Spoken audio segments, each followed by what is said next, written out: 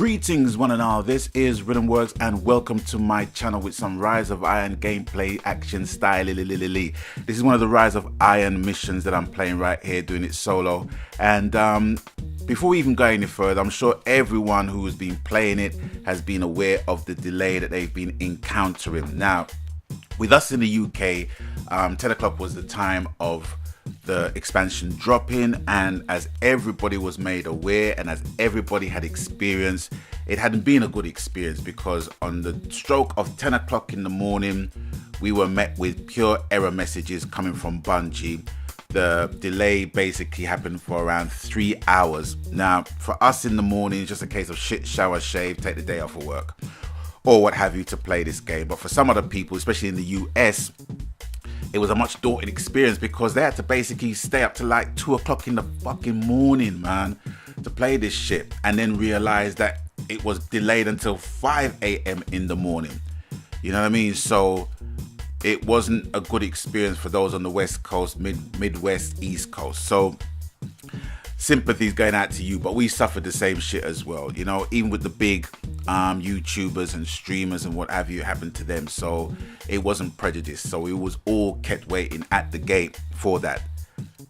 But having said that, it was 3 hours. So, you know, it wasn't devastating, but it wasn't good to start off with. Bungie, you should have known in the first place that, you know, you had a lot of people pre-ordering this. This was one of the biggest pre-orders on PlayStation. So, you know, you should have been more prepared for that. But anyway, that's by the by. But here we have the gameplay. Now, I won't bore you with the story. I won't bore you with any spoilers, but it's around 2.5 hours long. It's a pretty short element to the overall Destiny experience in terms of story, but in a lot of ways it kind of makes a lot more sense. Whereas you don't have to lean to the rest of the saga to get any sense from it, basically. But I got it. I got what the story was about, so I wasn't disappointed in that respect. One of the missions that I really enjoyed was a welcome return for one of the bosses, one of the favorite bosses that I like to play against, with, you know, a couple different twists in there. So I won't reveal too much if you haven't played it already. Environments, they look absolutely great. They look as much as I would expect from Bungie. Yeah, the overall design of the expansion is pretty good. It's pretty much on par with the rest of the game. Don't have any qualms about that. And as expected, there are new additions and inclusions within the expansion, such as a new social space, new PvP modes, new weapons, obviously new story, all that usual stuff that you will get with a new expansion that comes from Destiny. But I'm going into PvP, and with PvP you have a new mode, quote unquote, called Supremacy, which is basically kill confirm. Anyone who's played Call of Duty will know that kill confirm is a staple favorite of CODers, as it were. And as much as I've been, or as little as I've been playing Call of Duty Ghosts and COD Blocks 3, kill confirmed, at least in Ghosts, was my favorite mode in PvP within that game, and they've made it an inclusion within Destiny. Now, going off topic, but it is on topic, and I'm going off topic with Uncharted 4, because whilst I was basically getting into Rise of Iron, there was news of Naughty Dog and Uncharted 4 putting out a new trailer, and I'm thinking, okay, great, it's gonna be co-op mode and I can get into the game and I can basically get my groove on back with Nate and whatever. Not a fucking chance. As I watched the trailer, all the trailer was advertising was a new PvP mode called Battle Royale. And guess what that mode is? Fucking kill confirmed. And included in the DLC is what? More fucking skins and more taunts.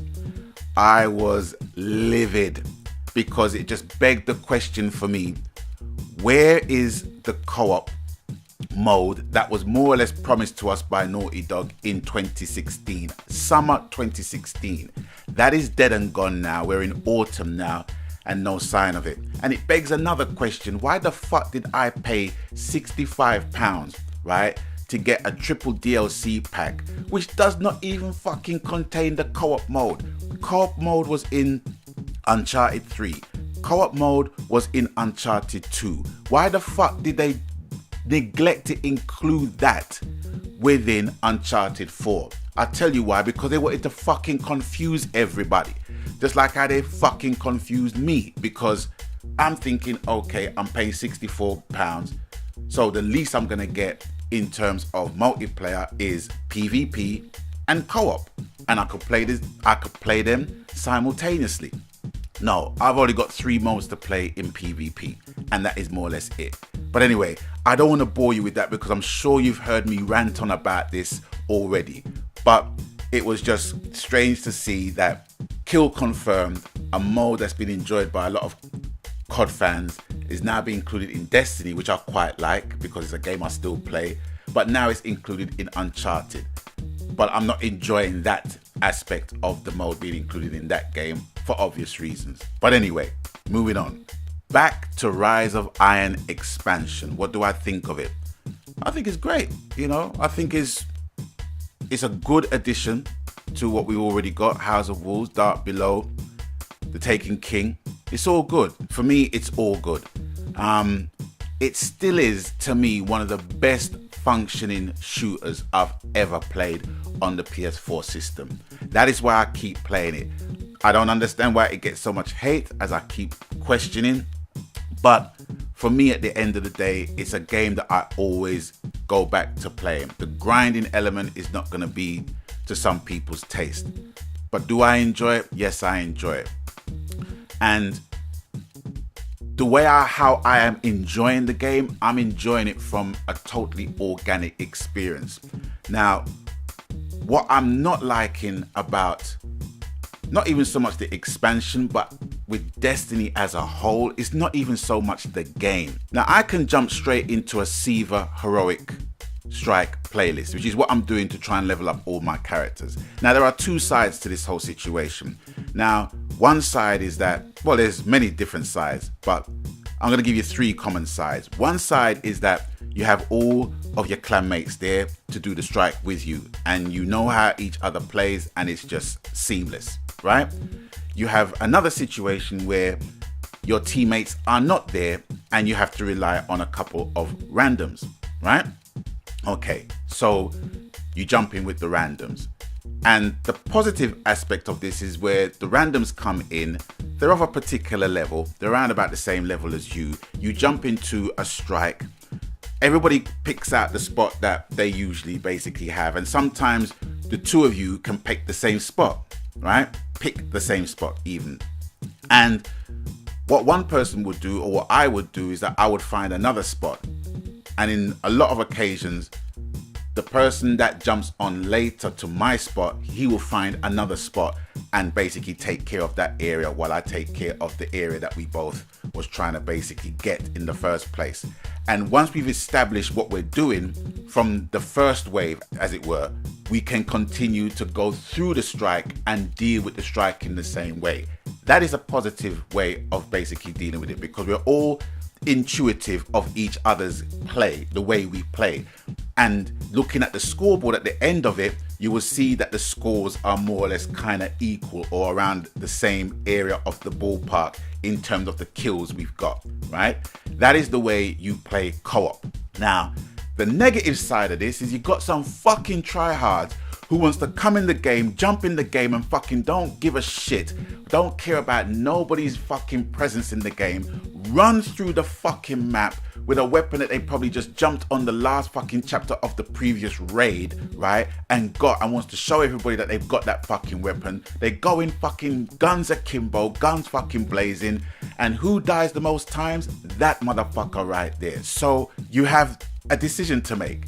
Are you going to keep reviving him so he can keep making the same mistakes, or do you keep his ass on the ground in a pool of blood and let him watch how the others play so he can fall into line? Well, I don't know about you, but I take the latter option. And if it gets any worse, I just don't fucking revive him, period. Please don't get me wrong. I understand the need for people to basically level up quick, but You're not gonna level up quick if you're just being a dickhead with your other two fucking teammates. Do you know what I mean? Who's trying the same fucking thing as you to try and level up quickly.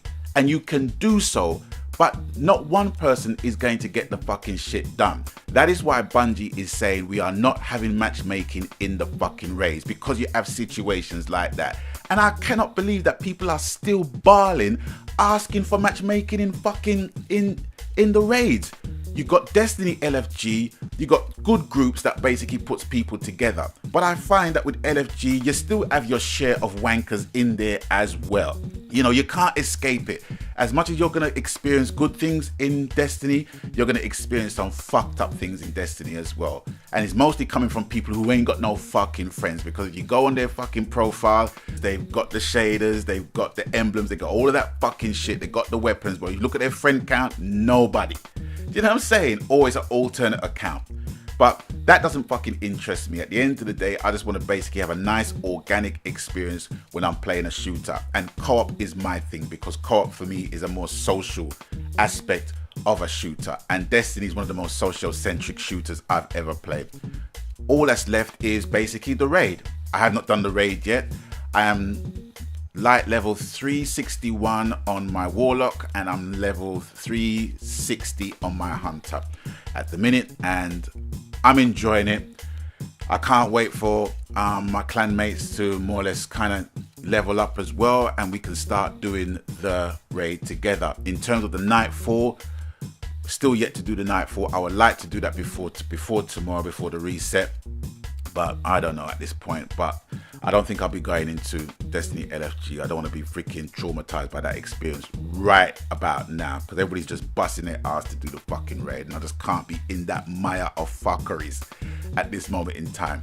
But is with that, I want to find out what you think of the Rise of Iron expansion. Are you loving it? Are you feeling it? Have you just given it a wide berth? Have you come back after not playing it for a little while? Have you been playing it from alpha, beta, vanilla? Just let me know what you are thinking, what you are feeling about the whole Destiny thing, and how much forward are you looking forward to Destiny 2 coming out next year. Please let me know. But anyway, is with that, I'm going to bid you guys adieu for now. And as always, you done know the coup. Whatever the game, media, platform, format, genre, happy gaming, because that's what it's all about, ladies and gentlemen, boys and girls, brothers and sisters. And until I catch you on the next one, please, gamers, stay blessed. My God.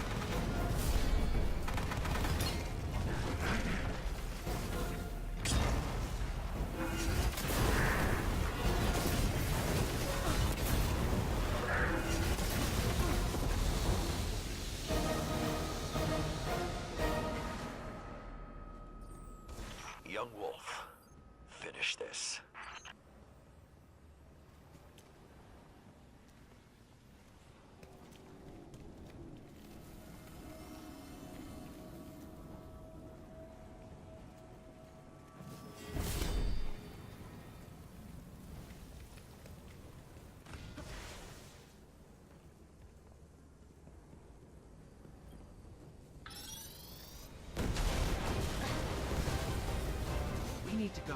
We need to go very fast.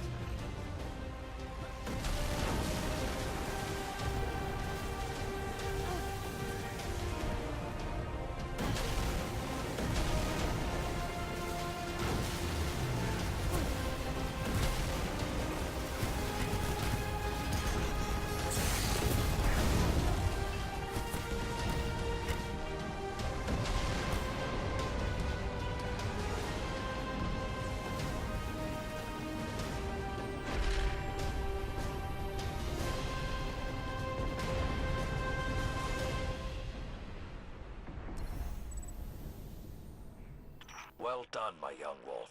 Siva is gone, and the Iron Lords are at peace. Return to the Iron Temple. You have earned your reward. Why